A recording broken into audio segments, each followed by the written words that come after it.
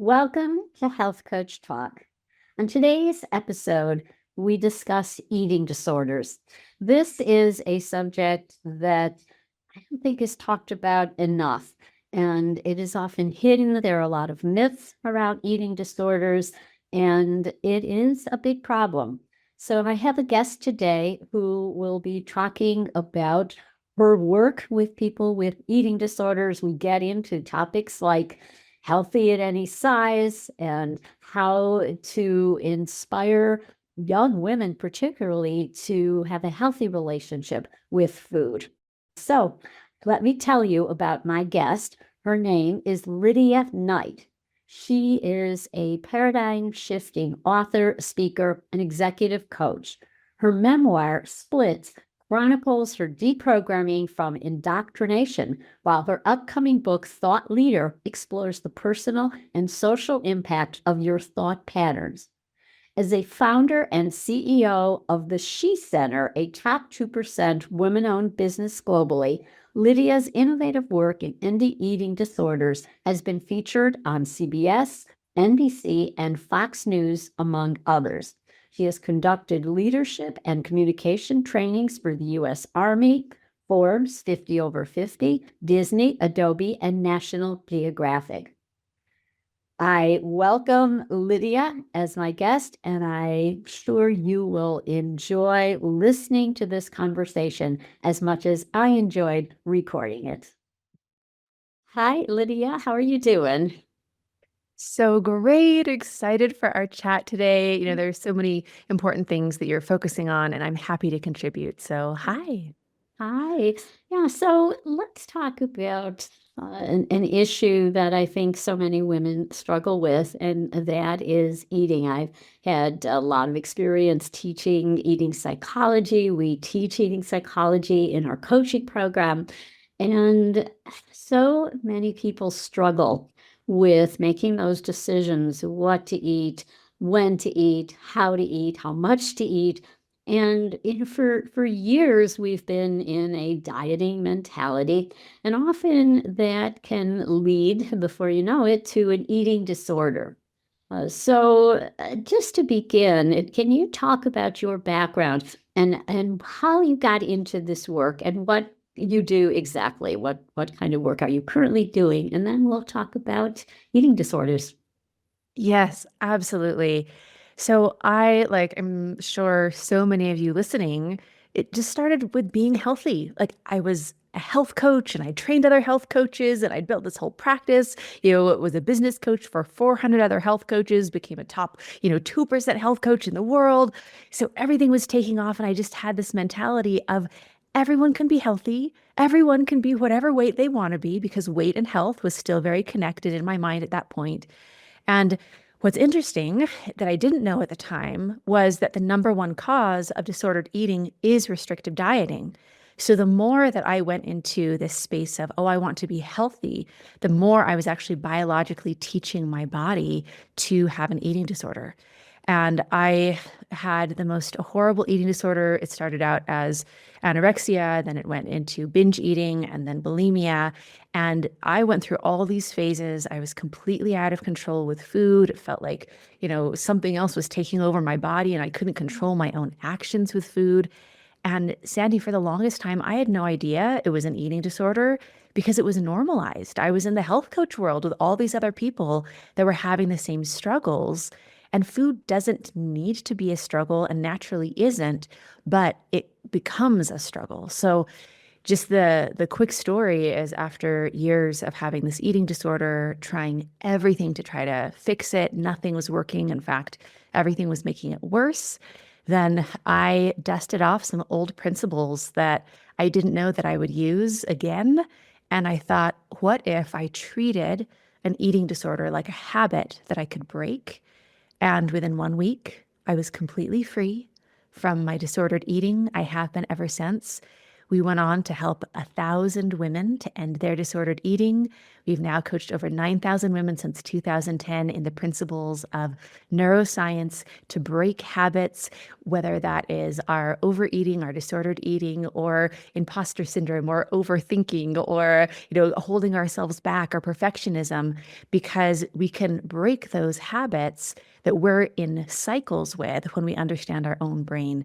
And that's the work that we do now in empowering women in understanding the relationship with their own brain so they can create habits that align with their highest selves and their highest goals. So that's a quick overview of my story and what we do now. That story I know will resonate with so many of our listeners. And certainly as I look back on the challenges that I had with eating, which started when I went away to college and just started to binge eat. And at that time it wasn't talked about, and it really was a habit. And the habit for me was paired with writing a paper, for example. At that time, it was on a typewriter. And I remember I would sit down to write a paper or study for an exam, and I would hear that with candy bars. I would keep getting up and going down to the vending machine and the dorm, and I would buy a candy bar and then finish that, and then I would an hour later buy another one, or having a bag of M&Ms and associated with with writing, and then not realizing also that it was a sugar addiction. So do you find that, for example, there's been studies that sugar is more powerful, more addictive than cocaine? And so even now, one bit, one dessert, I can then be looking around for anything else that's sweet. So have you found that that's a part of it as well? I'm so glad you're bringing this up. This is really, really important because how we think about something is a huge determiner of the kind of results that we're able to get. So, yes, Hebb's law with neuroscience, it's what fires together, wires together. So anything can become associated, whether it's studying and M&Ms or stress and overeating or the idea that sugar is addictive. And this is such a great myth to bust because, yes, the same centers in our brain light up with cocaine as with sugar. It's also the exact same center of our brain that lights up when we give somebody a hug or when we receive a compliment.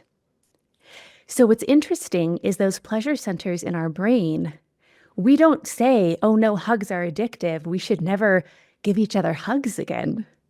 What happens is that we tend to have this association with, oh no, sugar is addictive.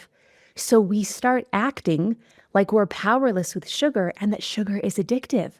And the truth is that when we treat our relationship with sugar and we do like as a healthy one that we're in power of versus enslaved, like we're addicted to something, our behavior around sugar changes so much. So I'm so glad that you brought that up because those studies are postured in a way where it's like we're powerless against sugar. Sugar is a drug just as much as warm hugs or compliments. So understanding those things is a great thing for our own empowerment. Yeah, so it is understanding the power and that we have food companies who are working so hard to get that magical combination of sugar, salt, and fat. So we will crave something, we will eat the whole bag, for example. But the idea is that you have conscious control, and that's the big problem with labeling something even as a disorder, where you think that you're damaged. You think that it's related back to some dark, dirty problem in early childhood, for example, or you start to think that there's something wrong with you. And if you start thinking that this is a habit, which is exactly what I did. This was a bad habit. I was associating eating with different emotions. I was associating eating with having to do something hard, like studying, for example, or writing paper, but also pairing it with certain locations. And I've seen many women do this as well. Like I would eat in the car, I would go grocery shopping and I would buy something that was dessert-like, and I would break into it like a candy bar or something. And even if it was a so-called health, because I went through this transition period where, oh, it's okay. First it was agave. Well, then I found out agave is really bad for you. So, okay, it's got back in the day brown rice syrup, or now it's monk fruit, or so there was always some excuse. Well, it's got, it's better for you. And what I see is sometimes the more of these health labels on some of these products can lead to overeating, as opposed to, like, that eating a Snickers bar wouldn't be good, but you can grab a protein bar and think, oh, it's healthy for you, so it's okay, to eat them. Yeah, and that's a great thing to bring up. And I know that so many will resonate with that. And all those things sound very familiar to what I used to do with food as well. So there's a great concept here to explore, which is food morality. When we believe that a food, instead of it being like, this serves me, or this is healthy, or this is not healthy, but if I eat this food that is bad for me, then I am a bad person. Or if I eat healthy food, then I am a good person. That food morality makes our behavior with food a lot more extreme. So when we have the label of, oh, this is a healthy thing to eat, and we have that justification of like, oh, well, it's healthy, we oftentimes will eat more of it. Versus if we ate something that we knew was maybe not healthy, like a Snickers bar, but we didn't have food morality around it, as in it didn't feel like like a morally bad choice, then we tend to take a couple bites of the Snickers bar, be like, oh, that's really sweet, and put it back. Versus I'm letting myself do a bad thing, so I'm going to do it to the extreme and then make up for it by cutting out sugar. So it's a beautiful thing to explore in that. And it's not so much that we're breaking the habit of what we're doing with food, although we want that to change. But what's more effective is breaking the habit of the thought patterns that lead up to the behavior. And that's really where we have found, with thousands of examples of the permanent change is when we break the habit of thought versus trying to control our actions. Yeah, that is so important. It is to break the habit. It is all in our thought pattern. And there are so many ways to do that. So a number of years ago, I at a conference and really bonded with somebody who was having the same issues that I was. It happened to be with these bars. At these events, the companies that made these great protein bars, and they were good for you. They were paleo, they were keto, they were like bulletproof bars, and some of the other they were really good. And they were donated, so there would be big boxes of them out, and you're sitting all day at a conference. And so her name is Trisha. Trisha and I said, we are going to be accountability partners. We are not going to go out there and get pulled into eating these bars. And so what we would say, like, when we were about to grab one, and her voice would be, wait, I made a promise that I would not eat these. So the accountability, and I think that goes into the success of doing this in groups. Which started with, of course, the diet mentality with Weight Watchers, but it was accountability. And so do you find in your work that being in a group, sharing with others, is really important for having a healthier relationship with food? Great question. And there's an important distinction here, the difference between accountability and community. What we know is that having a community where you can celebrate together, where you can be authentic, where you can have coaching and guidance, that is a huge success factor. And we absolutely know that deprivation drives cravings. Scarcity drives cravings. So even if you do a thought experiment of, like, for instance, there's a box of these bars that we really like, and they're only available for this amount of time, and we're not going to be able to have them after this, and once they're gone, they're gone. Biologically and psychologically, it actually drives up the cravings. So what can happen, and what is one of the most important things to understand about accountability, is that if the accountability creates scarcity, like, I made a promise, I'm not going to do this, I'm going to let someone down, like, there is the pressure. it actually drives up the cravings when we put pressure on ourselves of, no, I can't have that, which seems counterintuitive, but this is actually a huge piece of why overeating happens. Because we say, I can't have that, I shouldn't have that. Biologically, it drives up the craving for that thing. Then, because we have an increased craving, we eat it, and then we feel a morality about it. We feel even worse, which creates a cycle. So, the most effective kind of support is support without judgment and support where it's about freedom of, you can have as much as you want anytime you want.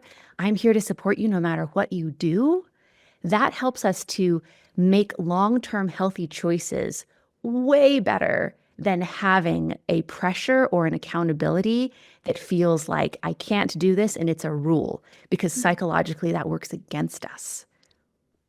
I think that this is personalized, and so it's what is so important for health coaching is to really support, and I think you've alluded to that, to support the person where they're at and to see what style works for them. Because some people, for example, do well with that kind of, they want that kind of mental of accountability, and others really do well with you can eat whatever you really guiding in the other direction. So when you are doing true client-centered coaching, you are focusing on, well, where are they at? What do they want? What kind of support are you going to give them that's appropriate for them?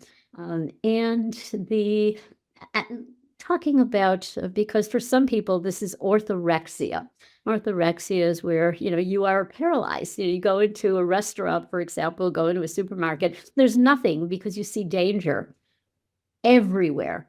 And we talk about, are you eating purely for nutrition where you've lost all joy in eating and you're so afraid to eat, versus the other, which is this hedonism where if it's tastes good, it's good for you. And I don't care. I don't read labels. I'm not interested in that. So do you find that there are people who are having that more of an orthorexic type of mentality and really have taken that one step too far where they're just paralyzed with anxiety? Oh, absolutely. And I've been there. And I know that I'll give you an example of one of our clients. This is a very common thing that happens neurologically, psychologically, when we have a history of dieting, where it's you go on one diet and it's like, well, sugar is bad.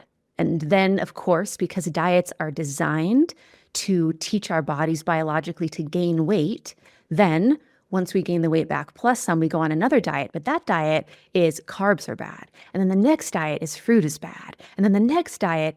So what happens is we create a morality around more and more foods where we've got a longer list of bad foods for us. So that feeling like you talked about when you go into a grocery store and you just feel paralyzed, oftentimes that is created by all of the morality we have around food for where nothing feels safe.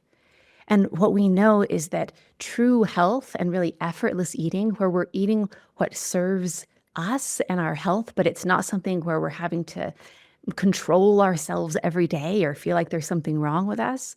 What happens is it's about the deprogramming, it's the letting go of all of that morality, where you can see that, you know what, if I eat carrots that maybe are a little bit starchy, but I eat them with like gratitude, or I eat a piece of chocolate cake with gratitude, then I can enjoy it and move forward. But if I eat, like, my main eating disorder meal was a huge pile of lettuce with mustard because it was a way I could eat without like eating calories. It was like I couldn't look at a salad for a long time after that. But eating that, even though it was technically not a caloric thing, the anxiety with which I ate it with was worse for my body than if I would have really enjoyed a dessert with my daughter. So those are all factors to think about in letting go of that food morality. Yeah, and I think part of that too is we think we're so right. I remember back, this was in the early 90s, and I went through that phase of being vegan and then raw vegan. And, I remember being so sure and having arguments like with my husband about, and he was eating chicken and beef. And I said, this is awful. Why do you have to have an entree? Just vegetables are good and you get enough protein. Well, fast forward to today. And now it's like I see the value, and I was harming myself, harming my health but we're so into the dogma, and becomes like a religion as we get to these isms, whether it's carnivore or on the other extreme, and we're vegan and everything that is animal food is bad. So, and that can really be very, very harmful to focus that way. And so it is having that diverse diet. And how do you navigate? Because there are some times where there really are foods that are not good for you. So I do not eat ultra processed foods, and I can see, for example, I wear a continuous glucose monitor, and was at an event, and they had these. They were sweetened with, I don't know, coconut sugar or something. And I could see my CGM was showing I had the biggest spike imaginable, as opposed to, I know when I eat blueberries, for example, and even honey doesn't cause a spike, but something about that did. And so, okay, or for me, sweet potatoes. And I know I can see every time I have even a little bit of a sweet potato, it causes a spike. So, do you help people to have that relationship with food by being food detectives and really looking at the data like a CGM? I think you bring up something so important, which is there are foods that physically will give us physical markers, right? This is a spike in glucose. We know that's not good for us. And what we always want to focus on and what creates the longest lasting health is what is your actual behavior. So I'll give you an example. So often we'll have, clients that are coming to us that they come to us for freedom, right? They don't want a temporary fix. They don't want like a crash diet. Like they want full food freedom for the rest of their lives. And so we talk about relationship with, for instance, sugar. And this often, almost always comes up of like, well, sugar is bad for me. Okay. If sugar is bad for you, then what is the conclusion? Well, I shouldn't eat sugar. Okay. Knowing that sugar is bad for you, feeling very strongly that it's not going to serve you, are you eating sugar or are you not eating sugar? And most of the time, what happens is that we have this feeling of sugar is bad, so I won't eat it. So we don't for a period of time, and then we overeat or we binge on sugar. So we end up eating more sugar because we have this morality of sugar is bad for me. So when we look at the actual behavior and we create a relationship with sugar, sweet potatoes, or honey, or whatever it is, that is a peaceful, autonomous, free relationship with it, we end up actually eating less of things that are bad for us when we have that internal freedom versus going for a period of deprivation and then eating way more of it overall because we've drawn that line in the sand of this is a bad thing. There are lots of different ways to eat that are healthy. There are people all over the world in different cultures that eat in different ways that still have wonderful health markers. So looking at actual behavior is where we always suggest you start with and then track back with what's going to be most effective to make your behavior more healthy, not with necessarily the is this good for me or bad for me binary, but what is going to be the healthiest relationship for me with this food. I think it's important to look at all the different reasons why you eat or not eat particular foods, and looking at, well, did you eat because you want to please somebody else? You're out to dinner, everybody orders dessert, they give you everybody a spoon, and you don't want to be the odd person out, and so you take a bite. Maybe you decided you weren't, but okay, I'm going to eat to please others. Or the opposite. You restrict yourself because you don't want to look like a glutton, or you, for whatever reason, you are with a group of health conscious people, nobody gets dessert, and you feel deprived, like you're talking about. And then you go home and you break out the food at home and you eat alone. Do you eat more alone or with others? What about your family information that you got, in terms of were people on a diet? Do you feel like, and so exactly, what, and do you eat out of loneliness, or are you not really aware because you're answering emails, you're doing other things at the same time? You pair, as we talked about, watching TV. I have to have my popcorn with movies, and so there's so many things that are associated.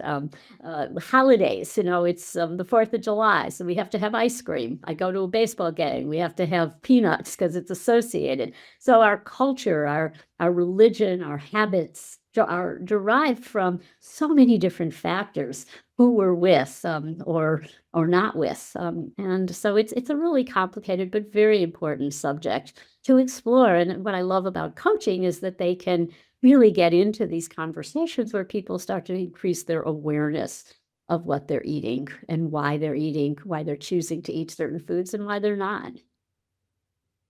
Yes, and one thing that is great to remember in this principle that you bring up, right, is it's very interesting, this information, and we can understand ourselves better through understanding the reasons that we're eating. And then when we look at the actual behavior of what makes a change, what we found is that information is not transformation. So I know for me, I would have spreadsheets and apps where I was tracking, well, this emotion was coming up or this social thing was coming up. And it can feel really complex. And one thing that is very hopeful is there's lots of different meaning that we can put on the reasons that we're eating. But what actually drives the behavior is the thought pattern, which can be lots of different things, but the thought pattern that leads to the behavior. And it's such a breath of fresh air of, if I understand that this is a habit of thought I can break, then I don't have to go to 25 years of therapy and figure out why. The transformation is in actually changing the habit and the cycle. So it's beautiful to get to know ourselves and then look at what makes a biggest difference in our behavior. And I think, like you said, it's a beautiful way to support people as a coach is to celebrate their results and that change and that transformation. And sometimes the information is helpful and sometimes it overcomplicates things. So that's another great thing to have the guidance of a coach as well, to know the difference. Yeah, and to really look at how do you feel when you eat a certain food, and what are you telling yourself, about a certain food, um, and having that sense of, what, starting with your, what are you wanting to live for, and then going back to, okay, how can I eat for my future self? What I'm eating now. Can I do that for my future self? So just before this recording, I had lunch, and my focus is on protein, and so I had scrambled eggs. And so what I manage is the grams of protein, and really have that as the what's centermost of my attention. And the idea of having ultra processed food is not even a thought. And so, and looking at that as Frankenfood. I was at a store with some people. We were it's what I forgot the name. It's like the name of the store has sugar in it. It's like a store where it's all candy. And what I focused on, like, and I thought back to, wow, when I was in my 20s or late teens, I would have been like obsessed, with eating it, and then felt guilty afterwards of eating so much of that. And now it was nothing. It was like, because I didn't see it as food. I just looked at all the fake colorings and this, and it's just like, oh, like this isn't. It didn't look like food to me. It was just like something else, like as Mark Hyman says, Frankenfoods, just not real. And so I think, it is possible to get to that point where you're really craving of, I crave steaks now as opposed to what I craved in my 20s. So change is possible.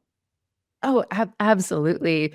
And it's such a beautiful and rewarding journey as we increase our love for ourselves. And like you said, that connection to our future selves, our standards increase. When we love ourselves more, we have higher standards. And I was telling my partner last night, I'm like, man, I wish I could enjoy Denny's again. Like Denny's was like oh, I thought it was so special when I was little. And then you go in there and I'm like, oh, everything just tastes like so like processed and not enjoyable.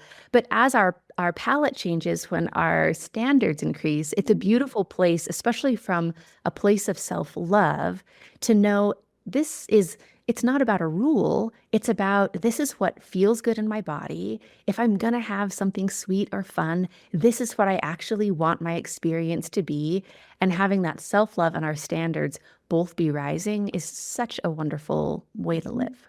Yeah, I can savor a little bit of Manuka honey or a tiny, tiny square of dark chocolate, and really enjoy that. And when I do see beautiful desserts, I look at them as works of art. Like we were out to dinner and it was a birthday celebration, and they brought this cake that was so beautiful, and and often I'll take pictures of it. There's a European bakery close to where I live, and I'll say, "This is beautiful," and I just see the art of these desserts as opposed to in the past, when I would take a bite and then crave it and end up eating way too much. It was not good for me. But speaking of the future, how can we help raise, particularly our daughters, to be resilient and not fall into that dieting mentality, the traps of needing to be too thin or ultimately developing eating disorders? Yeah, absolutely. So here's a great myth to bust is we as women often think that if our daughters see us eat in a healthy way, or like if we're overeating or binging, if our daughters don't see that, then they won't do it. And so we tend to hide that from them of like, oh, I never want my kids to catch me binging. And I know that, for our clients that have been caught binging by their daughters, like how much shame and what a hard experience that is. Here is the reality is a much bigger factor of our daughters developing eating disorders is not do they see us binge, but do they see us restrict? The number one cause, we've seen this, National Institutes of Health have done studies on this, have found the same conclusions, that the number one cause of an eating disorder is restrictive dieting. So it's actually when our daughters see us hate our bodies, when our daughters see us change into 5 different outfits before we go out because we're feeling self-conscious, when our daughters see us, well, I'm not eating sugar this week. Well, I'm not eating fat this next week. Oh, well, I'm not eating processed foods this next week. When they see us hop around to different morality of eating, that is actually the number one driver of our daughters developing eating disorders. So when we focus on ourselves and create peace and freedom in our own relationship with food, that is the biggest gift we can give to raising healthy daughters, is to being moms who don't diet. Yeah, the dieting mentality has been really, really destructive. Um, but there's another side to that, and that is the healthy at any size, which can lead to devastating consequences of being metabolically unhealthy. So, how does somebody navigate that? Yes. So, I would suggest that everyone read the book, Health at Every Size. It's a really important study of how the diet industry, $78 billion industry. And part of that is it's equated weight with health. And the truth is that you can be healthy. You can physically be healthy at any size. And we tend to think that, oh, well, if somebody is overweight or if we're overweight, according to the BMI chart, which is, we can go off on that story of how that's a made up thing and totally lobbied by the diet industry. But with that, when we come into the place of, I can create health no matter what my body looks like, and when we focus on health instead of focusing on weight loss, it leads to our bodies being in the healthiest place. I understand there's been a lot of misconception around the body, positive movement. Some people misunderstand it as, oh, well, that's just not caring about your health or just eating things that are unhealthy and, like not caring about it. The reality is that we cannot hate ourselves into loving ourselves. And it's not an effective motivator to shame ourselves into saying, I despise my body so much, I'm going to make healthier choices. What it really is about is leaning into the loving of ourselves where we're at right now and focusing on health instead of weight loss. And the healthiest, like not just physically, but mentally, emotionally, results come from the focusing on love. So it's an important thing to not misunderstand, because when we focus on love, that is a much better motivator to care for ourselves than to try to shame ourselves into making healthier choices, because that just doesn't last. No, absolutely. So it is focusing on love and not going to any extremes. So having a sense of, am I metabolically healthy? And you said the key word, it is healthy. And looking at how I'm nurturing myself to be healthy. And that's the beauty of working with a health coach who has had that training as a board certified health coach to understand that this is personalized, and what is right, the right path for one person, it might not be for somebody else. So when you are working with a coach, to look at, what is going to work for you. And that is the focus is on health, on metabolic health. As we have only 7% of people in the United States are metabolically healthy. So it's looking at cleaning up our food system, access to healthy food, and then how do you make those choices that are right for you? And but in terms of the dieting industry, we have gone in the wrong direction. And of course, we're still going down that direction, as so many people are seeing GLP-1 agonists as the quick fix. But it has been a delight to talk to you, Lydia. How can people find you? Yes. So we have some great resources and we're excited to share. If people go to theshecenter.org/podcast, what we have there is we have a free masterclass about food freedom that has the reality of what works for results of getting out of the diet cycle, yes, but creating permanent food freedom, especially if you're stuck in a cycle and you're just like, you're done. So again, you can go to theshecenter.org/podcast, and we have our Food Freedom Masterclass with some incredibly powerful principles for ending the cycle of overeating and really going to that permanent place of freedom and health. And you can have both. Sounds great. Well, thank you so much. It's been a delight to talk with you.